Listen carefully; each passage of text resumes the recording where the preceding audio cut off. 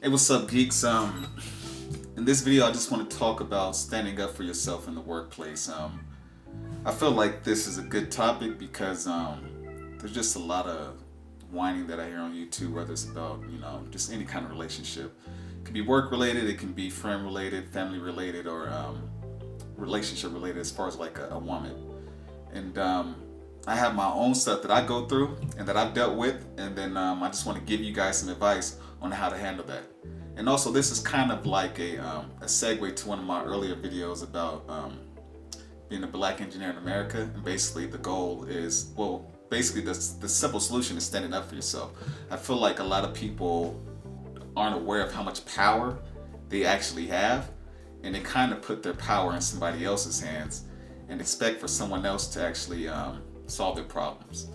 So, anyways, I'm going to just talk about my situations, and hopefully it can help you. So the first thing I'm going to cover is dealing with shitty coworkers. Now, when you first get hired at a new job, now things are because of COVID, the life of a software engineer is going to be completely different from for now and into the future. I think that software engineers are going to be completely remote for basically the future, period. So yeah, so basically, if you are somebody that has to go back to the workplace, or if you're just dealing with people in general outside of software development, you're gonna have to learn to deal with shitty coworkers. Now, this is what you're gonna get. You're gonna get coworkers that are cool. You're gonna get coworkers who are just like indifferent, and then you're gonna get coworkers for whatever reason they just don't like you, and those are the shitty ones.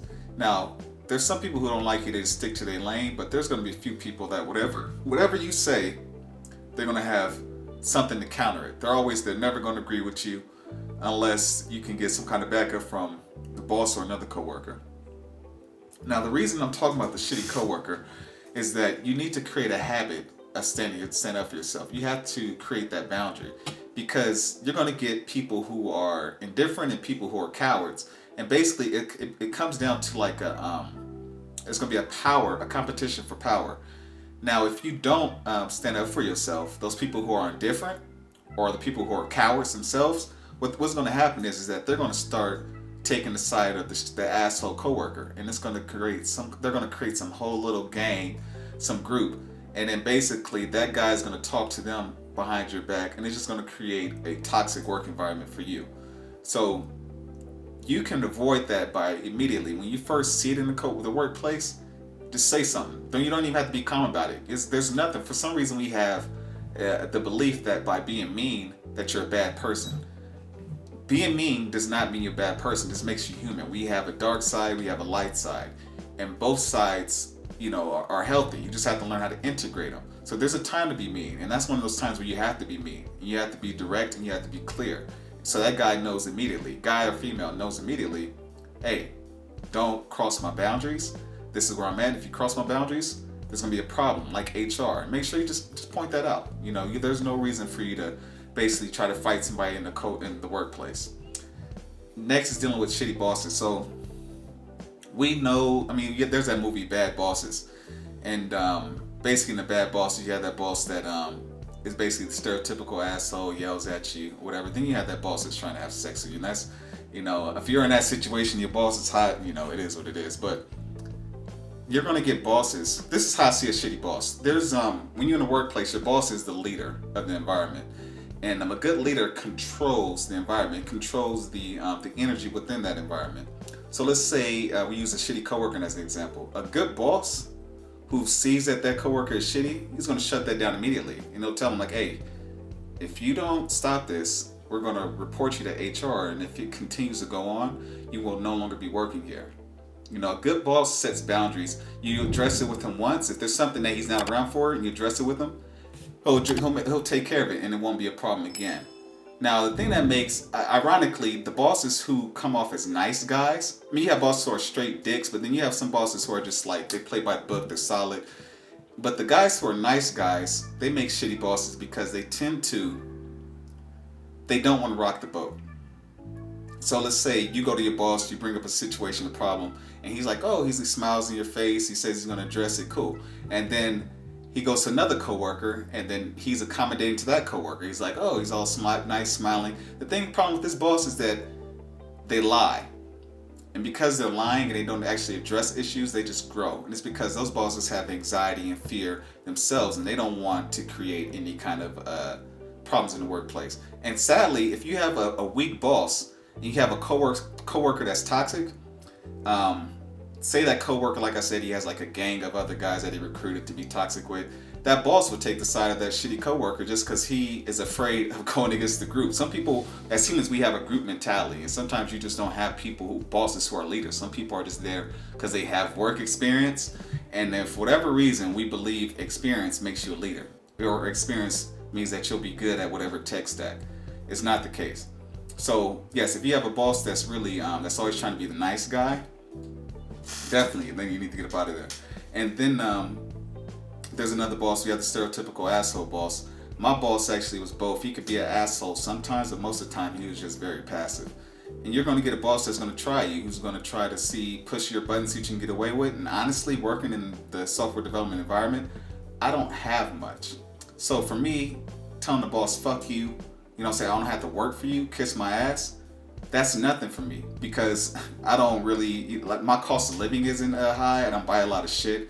You know what I'm saying? So I don't have anything that's weighing me down. Now, if you have a family, you're one of those people that like to floss, you like to buy the nicest car. I mean, you can get paid as a software developer. You can make about 150 to 200 a year. Like, really, you can.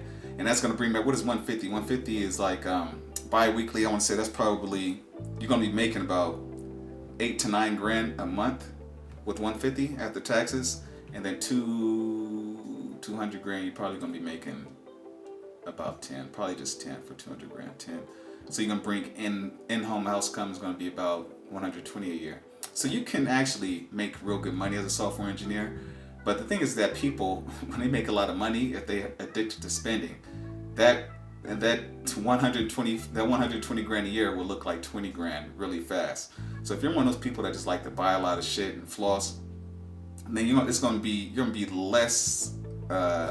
It's less likely that you're actually gonna walk away from a work environment if it is toxic, and that's the ultimate solution, is actually walking away from toxic situations, whether that's a workplace, whether that's a family member, a friend, a relationship. I've definitely had to cut off ties with friends. I had to cut off ties with family members and women, so you have to do the same thing with the workplace. Sometimes you just gotta say, you know what, fuck you, I'm out of here, or you can apply for another job and then just quit. You don't have to, deal with people's shit. Another thing is unrealistic demands. Now, as a software engineer, you're given a contract, but within that contract, it's expected that you're going to work 40 hours a week. All right? So when you're contracted, you get paid regardless. So sometimes you'll have to work extra hours, or you'll have to come in on a weekend. Sometimes. Now, if you're working for a good boss, or you have a good company that you work for, they want to abuse that. Some companies, they like to say, they'll tell you like, hey, you're a contract developer, so hey, you got to come in, stay longer, we want you to stay longer. Bullshit. This shouldn't be routine. If you have to stay after work twice a week, every week, or even once a week, every week, that's kind of, it's on the borderline of becoming a toxic workplace situation. There were situations where I had to come in on a weekend, and I didn't mind coming to work on a weekend. The problem that I had is that the developers that we had during our actual work time during the week, my boss, because he was so soft, I mentioned this to him. I was like, even his boss mentioned it to him. People are talking too much in the work environment, and if we have to make deadlines, you need to address these conversations. Sometimes people be talking about video games for 2 hours. Just like, come on, man. I like video games too, but if we have to get something done, I like to just put my headphones in and just get to work and get out the way. But some guys, they like to talk, and I think as a boss, you should be able to tell them like, hey, you know what? Hey guys, I know you're having a good time, but we have to get back to work. We have to make this deadline. I don't think it's fair for one developer to come in on a weekend when you have 3 to 4 other developers that's not using their work time in a professional manner. So you'll get basically companies that want you to come in on the weekend or spend extra time working. So that was basically my message for this video. Hopefully you found it helpful. Hopefully you guys are enjoying my tech videos that I post every Thursday. Check out courses on GeekMODE.tech. And like, comment, subscribe, and I'll catch you next time. Peace.